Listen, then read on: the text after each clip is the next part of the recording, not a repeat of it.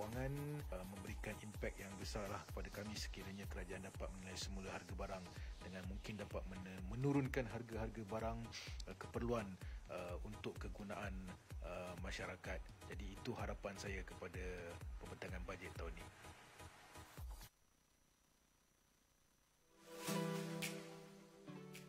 Salam sejahtera, saya Tengku Zafrul, Menteri Kewangan Malaysia. Seperti yang diketahui umum, bajet 2023 akan dibentangkan pada 7 Oktober ini. Dalam usaha untuk kekal responsif, bertanggungjawab dan reformis, bajet ini akan menumpukan kepada 4 teras utama, iaitu rakyat, perniagaan, ekonomi dan tadbir urus kerajaan. Jangan lupa ikuti pembentangan saya nanti. Maklumat lanjut mengenai bajet 2023 boleh didapati di budget.mof.gov.my. Anda juga boleh mengikuti perkongsian penerima manfaat bajet 2022 di YouTube Kementerian Kewangan Malaysia. Okey, baik, dapat pukul 2.30 minit petang. You masih lagi di sini, masih lagi terus bersama dengan anda. Dan tadi anda dah pun dengar sedikit kan kata-kata Tengku Zafrul selaku Menteri Kewangan kita. Dan sekarang ini sedikit perkongsian menarik juga yang kami nak kongsikan bersama dengan anda untuk hari kemuncaknya esok. Pasti ramai di antara kita yang dah pun tak sabar untuk kita nak ketahui. Jom kita nak terus bersama dengan tetamu kita yang dah pun siap sedia bersama dengan kami di sini. Di hujung talian kita bersama dengan yang berbahagia Prof. Madya Dr. Noradli Rizwan Shah Muhammad Dali, merupakan pensyarah kanan Fakulti Ekonomi Muamalat USIM. Assalamualaikum. Assalamualaikum. Sihat Alhamdulillah. Okey, baik. You pasti percaya ramai di antara kita yang dah pun tak sabar ataupun terasa bahang bagi jangkaan bajet 2023 yang mungkin akan dibentangkan pada esokkan hari, dan mungkin hari ini sedikitlah yang kita boleh jangkakan dan mungkin sedikit yang boleh Prof kongsikan. Kalau esok di mana Belanjawan 2023 akan dibentangkan di Parlimen oleh berbahagia Menteri Kewangan kita, sudah tentu ramai yang menunggu apakah akan yang dijanjikan oleh kerajaan kepada rakyat, khususnya untuk kita sendiri untuk tahun hadapan. Mungkin doktor boleh kongsikan sedikit antara bayangan bajet yang akan diperkatakan pada keesokan hari. Okey, ya. Kalau kita lihat dalam konteks bajet kita kali ini, dia mesti berterusan dengan apa yang telah dibuat sewaktu COVID hari itu. Betul. COVID kita ada satu krisis di mana kita ada krisis kesihatan. Ekonomi kita terjejas pada waktu itu. Jadi pada waktu sekarang ini, dia ada dua fokus utama yang kita boleh jangkakan, iaitu masih lagi dalam untuk memulihkan ekonomi kita dan juga untuk menstruktur balik ekonomi kita ni supaya dia dapat selari dengan perkembangan ekonomi semasa, iaitu kalau kita lihat kita dalam proses mengadaptasikan RI 4.0, digitalisasi dan sebagainya. Jadi kalau kalau saya dengar macam YB Menteri katakan bahawa ada 4 teras utama dia, iaitu rakyat, perniagaan, dan juga ekonomi, dan juga tadbir urus kerajaan. Tadi ada 4 teras utamalah yang akan dibentangkan pada waktu besok lah. Ya, betul. Jadi dalam konteks ni kan, kalau kita lihat dari kita ni, atau kita sebagai rakyat kan, maksudnya sebagai pengguna. Ya, betul. Dibayangkan apa yang kita mahukan ialah apakah yang kita boleh dapat daripada pembentangan besok. Betul. Itu kita harapkan sebenarnya. Ya. Jadi dalam konteks ni kan, kalau kita tengok dalam ekonomi kita sekarang ni, kalau kita tengok ekonomi global secara am, ekonomi global sekarang ni pun mengalami masalah yang agak kritikal, iaitu kita lihat pertumbuhan kadar inflasi yang terlalu tinggi. Betul. Di dalam ekonomi global. Sebagai contohnya negara-negara membangun, negara seperti Amerika Syarikat, negara-negara di zona Eropah, dan juga negara-negara yang mengalami kenaikan kadar inflasi yang sangat tinggi. Berbanding mendadak. Malaysia, kita pun naik juga. Kita naik 4.7% kan, tapi kita dah terasa. Betul, terasa sangat Prof sekarang ni. Kita dah terasa. Tapi Tapi tak naik semacam negara-negara luar itu lagi naik. Jadi kalau naik macam tu, kita rasa macam mana lah kan. Betul. Kita nak tengok juga lah macam mana kita boleh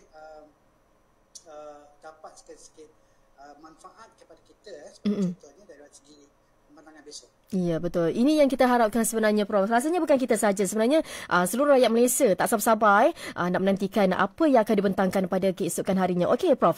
Kita sendiri tahulah di mana sejak awal tahun lepas lagi sehingga kini masih lagi kita sebenarnya terkesan dengan ekonomi dan juga kejatuhan ringgit di mana benar-benar sebenarnya memberi kesan kepada isi rumah.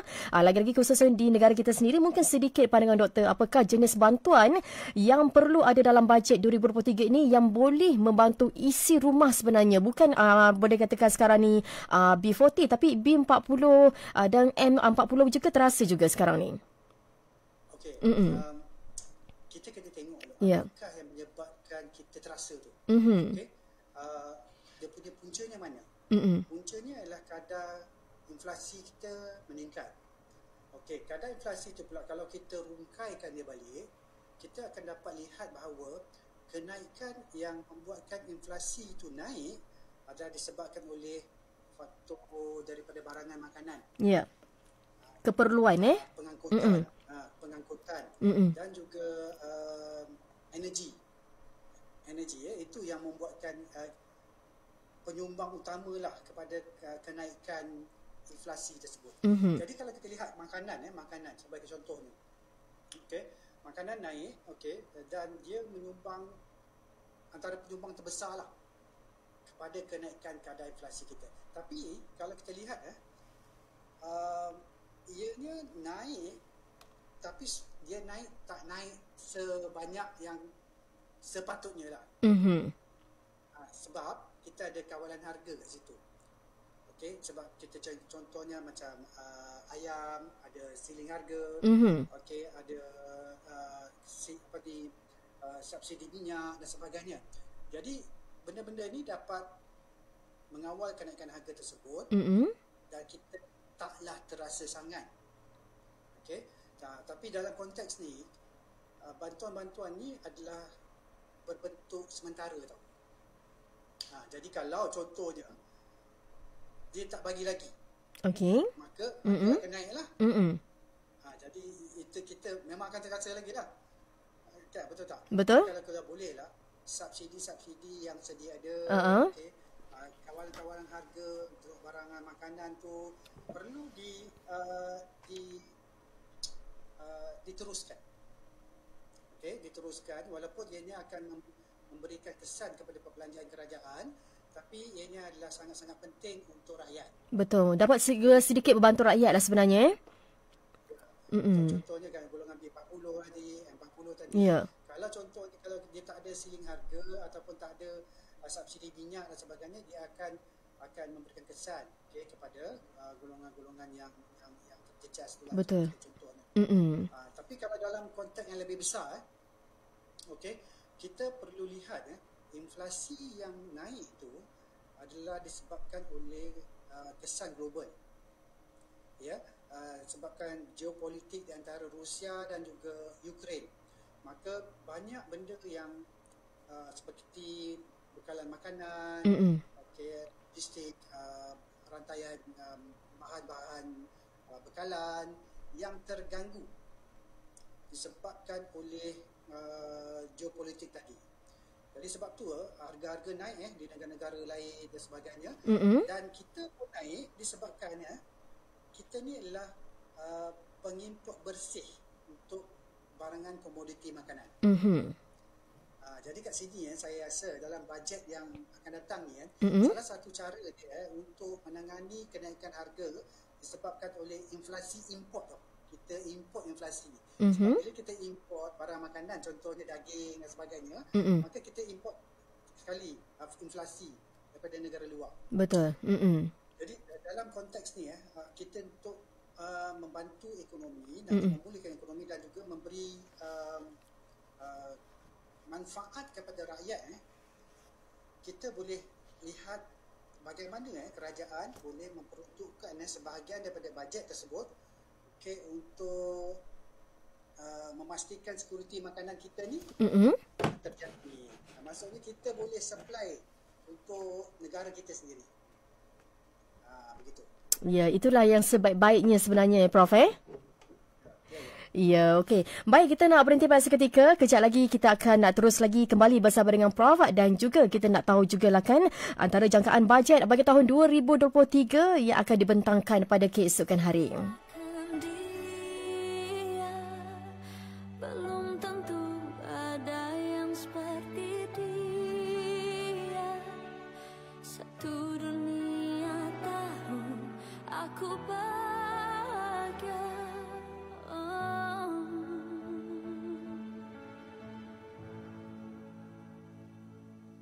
Di hidup ini telah ku singgahi banyak cinta, namun tak pernah aku temui cinta sekuat aku menginginkan dia. Hal hebat ku rasakan kini, dicintai seseorang yang ku pun mencintai, itu sempurna.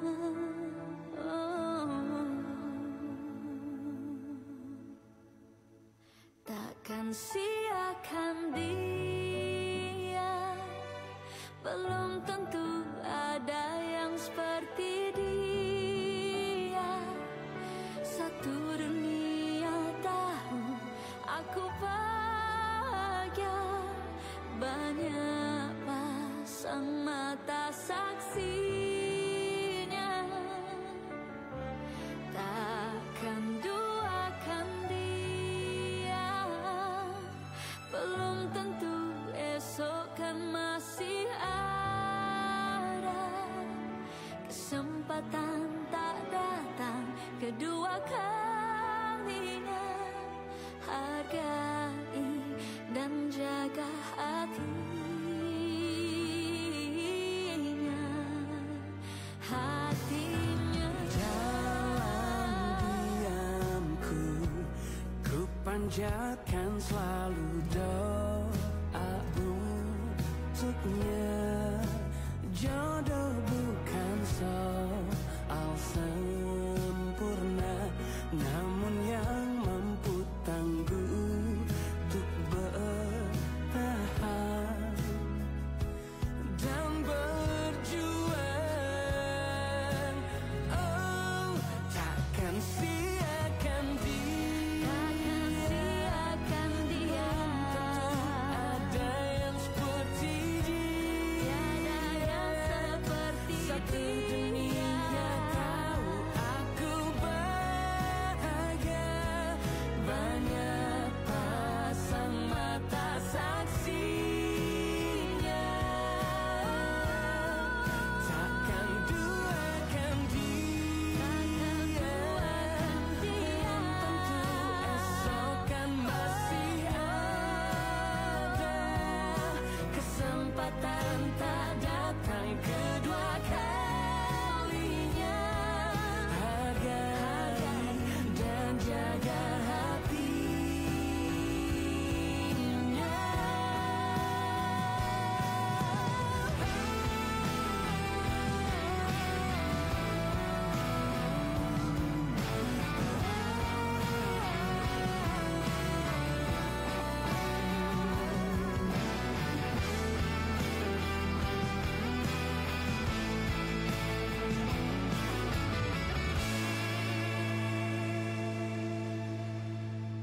Takkan siakan dia, belum tentu ada yang seperti dia. Satu dunia tahu aku bahagia, banyak pasang mata saksinya. Takkan pernah duakan dia, belum tentu esok kan masih ada kesempatan kan.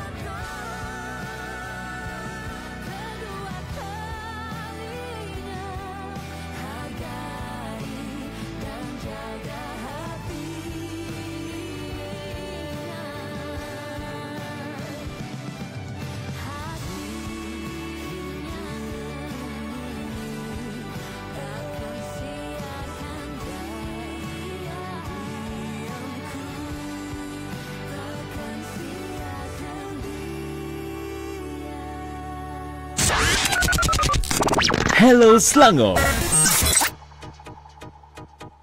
Harapan Rakyat Bajet 2023. Hai, saya Ashraf. Saya merupakan pelajar IPTA. Saya seorang student. Saya ingin menyuarakan pendapat saya kepada kerajaan. Jadi yang saya ingin menyuarakan ialah tentang allowance ataupun bantuan untuk menampung kos-kos kehidupan kami di universiti maupun di college. Kami memerlukan sedikit sebanyak bantuan lah untuk membeli buku. Maka saya harap kerajaan dapat mempertimbangkanlah pendapat saya ini. Sekian, terima kasih. Okey, baik, terima kasih kepada anda yang masih lagi terus bersama dengan kami. Baik Prof, tadi Prof dah pun dengarkan sedikit yang sempat kita kata rekod lah mengenai harapan salah seorang pelajar dan juga sekaligus rakyat Malaysia lah khususnya. Mungkin sedikit yang Prof boleh ulas sedikit mengenai harapan pelajar itu sendiri, Prof. Okey, dia tadi Ashraf tu. Ya, betul. Dia beritahu dia nak dapatkan voucher buku lah. Okey, kalau yang tu pun saya setujulah. Ya. Dapat diberikan kepada pelajar-pelajar. Contohnya lah. Meringankan beban jugalah ibu ayah kan? Okey. Ya, betul. Kalau inilah perbelanjaan di universiti tu agak tinggi ya. Betul. Dan juga dia bukan sahaja untuk beli buku saja, dia punya makanan untuk dia hidup dan juga daripada segi sewanya dan sebagainya lah. Jadi kalau dapat diberikan bantuan dari segi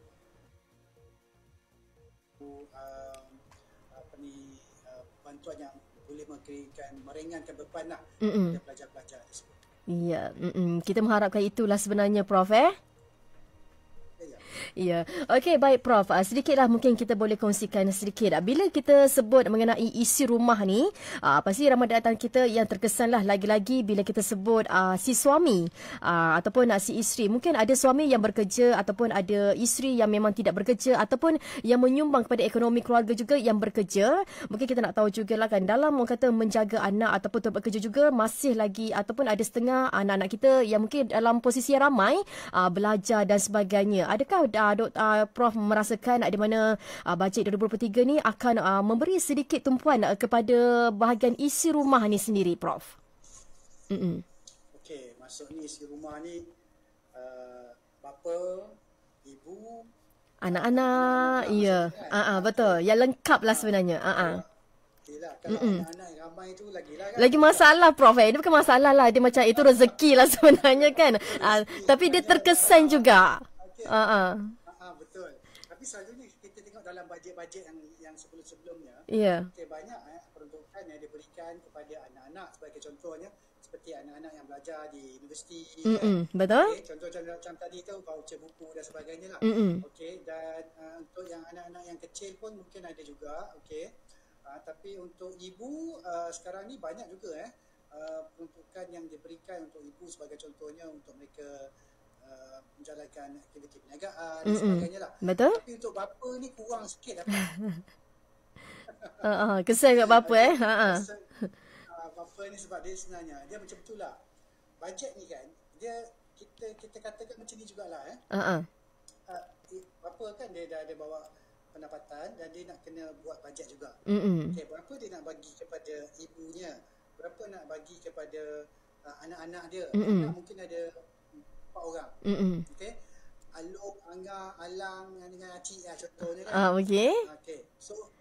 So berapa dia nak kena bagi kepada Alung, Angah kan, Alang dan sebagainya lah. So bapa pun dia pun pening jugalah. Okay, dalam konteks ni. Kerajaan pun sama juga. Dia buat bajet ni, okey, dia nak pastikan semua orang dapat. Betul. So maksudnya kalau boleh kita nak bajet ni menyeluruh, inklusif. Semua dapat. Tak kira lah daripada segi isi rumah tersebut, bapanya, ibunya dan anak-anaknya. Tapi mungkin ada package tersendiri lah. Untuk bapa macam mana, dan untuk ibunya macam mana, dan untuk anak-anak macam mana. Sebab semuanya ada dia punya perbelanjaan yang terpaksa mereka hadapi. Dan kadang-kadangnya mereka terpaksa lah bersusah payah lah untuk menghadapi perbelanjaan tersebut. Tapi kalau kita dapat salurkan sebagai contohnya bajet ni secara bersasar. Okey. Maksudnya ada golongan yang tertentu Sahaja. Yang terkesan lah betul memang memerlukan. So memerlukan. Jadi yang tu rasanya lebih sesuai lah sebab sebagai contoh je tadi apa tadi dia ada Alung, ada Angah, ada Alang, ada Acik. Kan? Alung dah kerja. Okey, contoh. Okey, Angah mungkin dah kerja. Okey, Alang mungkin dia belum kerja, dia masih belajar. Belajar, okey. Acik mungkin belajar sekolah rendah. Okey. Jadi mungkin Alung dengan Angah peruntukan yang ayah bagi tu tadi mungkin kurang sikit lah. Sebab dah ada duit sendiri. Sebab dia dah ada duit sendiri. Okey, tapi mungkin untuk Alang yang belajar tadi, yang masih bersekolah tu, dan juga Acik yang masih sekolah rendah, mungkin peruntukan diberikan lebih. Top up lebih sikit. Dia tak ada duit sendiri. Okey. Jadi sebab tu dia panggil bersasar tu. Tapi tak bolehlah Alung cakap tak adil lah macam tu kan. Tapi sebenarnya dia adil tu bukannya sama rata tau. Maknanya antara golongan-golongan yang tertentu sahajalah. Ya, mungkin boleh dilihat macam mana untuk membantu kepada mereka yang betul-betul sangat memerlukan pada waktu sebab kita boleh anggarkan bahawa kerajaan sebagai contohnya ataupun ayah tu tadi tu dia memang bajet dia pun agak limited lah. Terhad So, terhad kan. Jadi maksudnya dia kena agih-agihkan. Tapi secara adil lah tu yang kita nak. Boleh dikatakan macam bijak berbelanja lah Ya, macam tu. Okey, baik Prof. Kalaulah kita lihat pada tahun 2023 yang akan datang ni, tak lama lagi sebenarnya Prof. Sekarang ni dah pun bulan Oktober, lagi 3 bulan lah lebih kurang lah Prof kan. Kalau kita lihat mengenai isu dan juga cabaran ni, pasti macam Prof sendiri yang mungkin arif dalam kata situasi sebegini, apa agaknya antara isu ataupun cabaran yang mungkin terbesar yang akan Prof rasa akan berlaku oleh kita ni sebagai isi rumah sendiri? Okay. Kalau kita nak cerita pasal kita lah kan. Kita tengok dalam satu kitaran ekonomi tu, kita ada firma, itu perniagaan, kita ada juga consumer, pengguna, kita dan kerajaan. Kerajaan. So ada tiga parti utama lah. Dan ini dihubungi oleh dengan ekonomi. Jadi dalam konteks kita pada tahun yang mendatang 2023 ni, kalau kita baca contohnya laporan daripada Bank Dunia, daripada IMF dan sebagainya lah, iaitu agensi-agensi yang terpangsa, mereka mengatakan bahawa mungkin kita akan mengalami sedikit kelembapan ekonomi. Okey. Ini secara global disebabkan oleh pertamanya adalah inflasi yang sangat tinggi. Macam mana US sentiasa menaikkan kadar faedah mereka kan. Jadi inflasi untuk menangani inflasi di negara mereka lah. Jadi dalam konteks ni kita nampak macam contohnya exchange rate kita berbanding US dollar pun kita dah menyusut kita melemah lah, maksudnya kita melemah. 4.6 lebih sekarang ni 4.6 lebih. Jadi dalam konteks ni barang-barang yang contohnya barang import akan lebih mahal lah. So dalam konteks kita pada tahun yang hadapan kita mungkin akan berhadapan pada harga yang diimport akan lebih mahal. Jadi kalau boleh kita boleh berubahlah kepada barangan buatan tempatan. Baik. Sebab kalau kita beli barang import, kita kena bayar contohnya $1 4.6 kan. Dan kita pula nak lawan Amerika Syarikat untuk naikkan kadar faedah ni, dia orang naik pada sebanyak 75 mata asas. Setiap kali naik tu kan, tinggi macam kita naik 25 mata asas.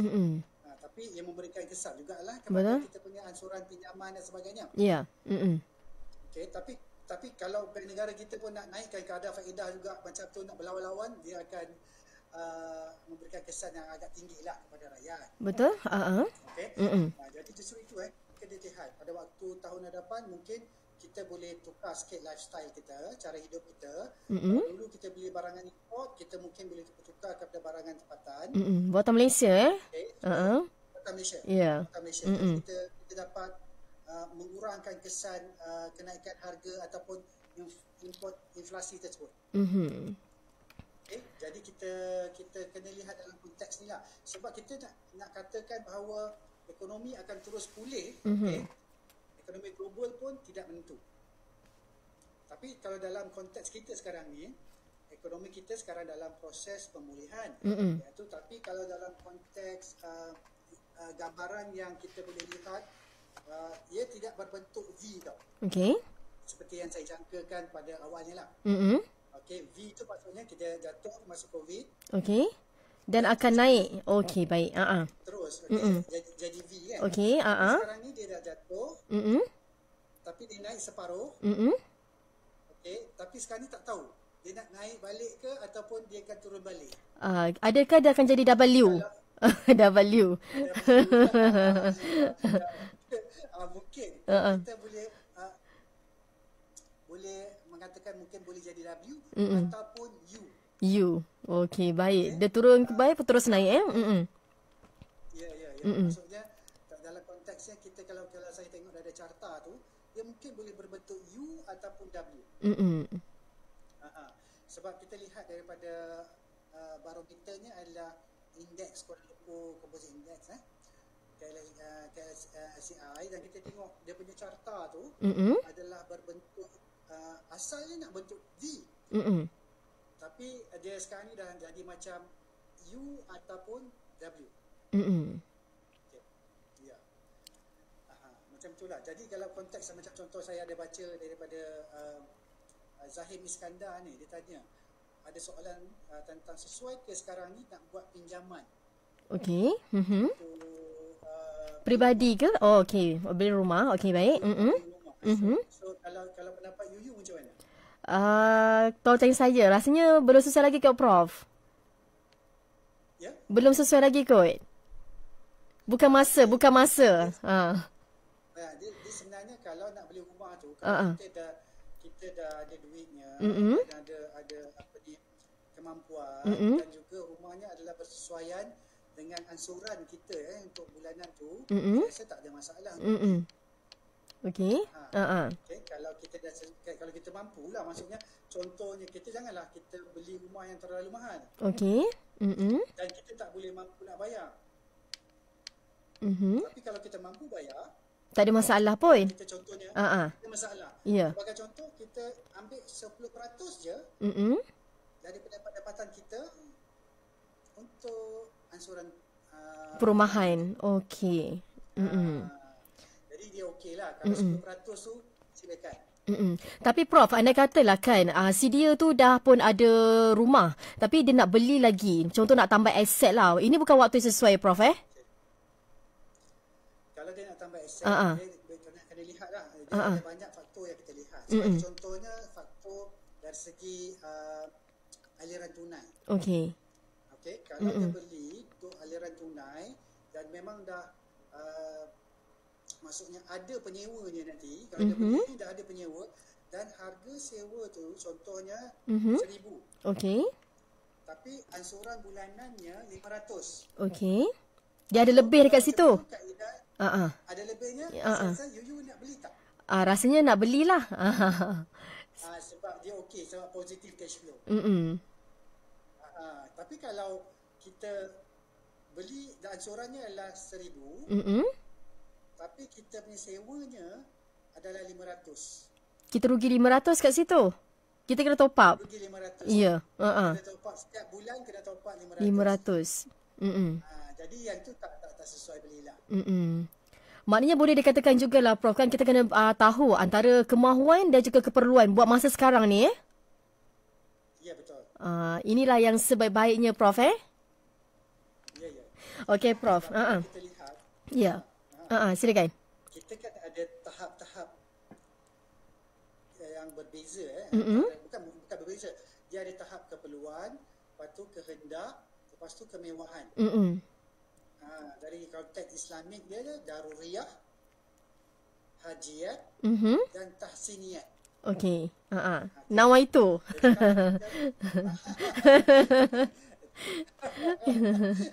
Nawaitu. Tapi tak apa. Kalau contohnya kita nak beli barang yang mewah, tapi kita bernawaitu je, niat je. Niat saja pun ada, alhamdulillah dah.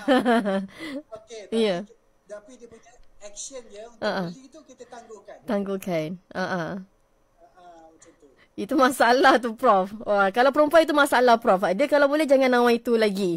Kalau selagi tak dapat, selagi tu dah berfikir. Dia bukan perempuan je, lelaki pun sama. Oh, sama juga Ya, sama. Dia pun akan rasa untuk membeli tu ada.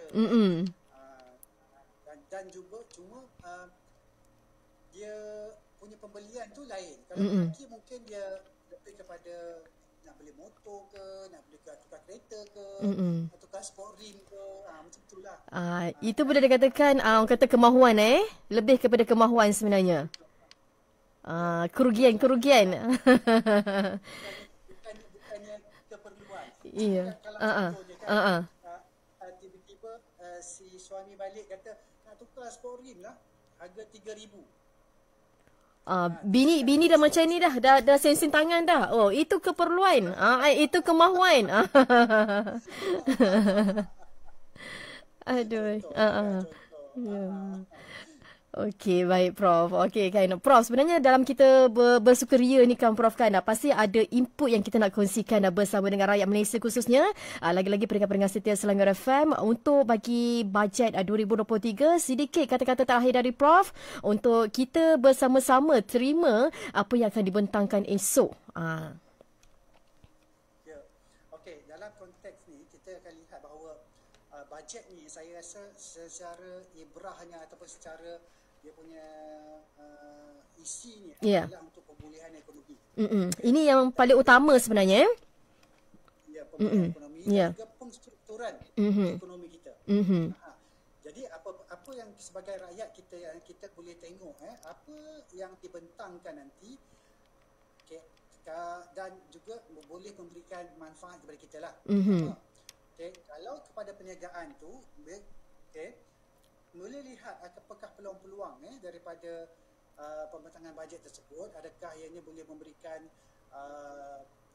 nafas yang lega kepada perniagaan mereka. Sebagai contohnya industri pelancongan kan, banyak terkesan industri pelancongan. Betul. Jadi saya bagi contohnya kan, mungkin akan ada bantuan-bantuan kepada industri pelancongan sebagai contohnya untuk membantu mereka menaikkan balik industri pelancongan. Sebab kalau kita salah satu pendapatan negara adalah daripada pelancongan. Pelancongan, betul. Sebelum COVID lah, Prof. Sebelum COVID. Tapi masa COVID kita dah memang menjunam habis kan. Ya, betul. Jadi inilah mungkin kita akan lihat dari sini bagaimanakah industri pelancongan. Ini untuk peniaga. Peniaga boleh lihat apakah rancangan-rancangan yang diberikan oleh dalam pembentangan bajet besok. Ya, betul. Kita kena terima dengan hati terbuka sebenarnya, Prof. Ya. Okey, Prof, kita dah pun sampai di penghujung siaran. Apa pun nak ucapkan ribuan terima kasih kepada Prof kerana sudi bersama kita pada petang ini dan juga berkongsikan mengenai jangkaan bajet bagi tahun 2023 ni, Prof. Okey. Ya, lain kali datang konti, Prof. Boleh. Ya. Okey, baik, terima kasih sekali lagi. Yuyu ucapkan kepada Yang Berbahagia Prof Madya Dr. Nurali Rizwan Shah Muhammad Ali, merupakan pensyarah kanal Fakulti Ekonomi, dan juga Muhammad Yusim kerana sudi bersama kita dalam dompet kita Hello Selangor, jangkaan bajet 2023 yang akan dibentangkan esok. Dan juga untuk penerbit kita juga Daski Syah Iwas kerana berkongsikan informasi juga bersama dengan kami. Dan insyaAllah di lain masa kita kembali lagi, Prof. Assalamualaikum. Waalaikumsalam warahmatullahi. Harapan Rakyat Bajet 2023. Assalamualaikum, saya